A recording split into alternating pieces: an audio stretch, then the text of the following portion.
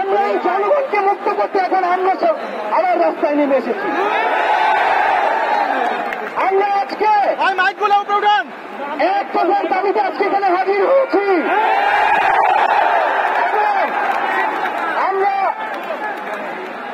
জীবনের নিরাপত্তা, বাংলাদেশের মানুষের জীবনের নিরাপত্তা, সমাজের ন্যায় বিচার প্রতিষ্ঠার জন্য আমরা এক দফার সিদ্ধান্তে উপনীত হয়েছি। এই সরকার কোনোভাবে আর এক মিনিট ক্ষমতায় থাকার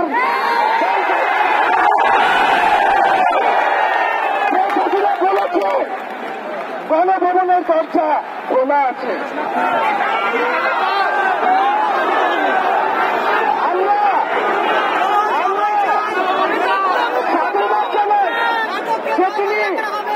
বুঝতে পেরেছে যে গণভবনের দরজা খোলা রাখতে হবে।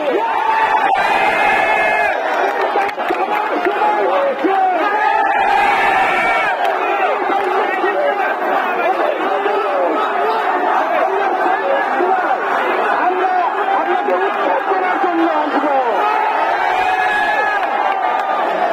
বন্ধুগণ,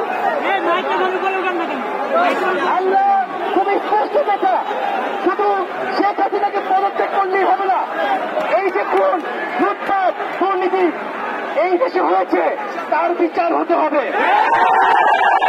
আমরা পদত্যাগ দিয়ে তাকে কোনো এক্সিকিউট দিতে চাই না। তাকে পদত্যাগ করতে হবে, বিচারের আওতায় আনতে হবে। এবং শুধু শেখ হাসিনা নয়, পুরো মন্ত্রী পরিষদ, সরকার সবাইকে পদত্যাগ করতে হবে।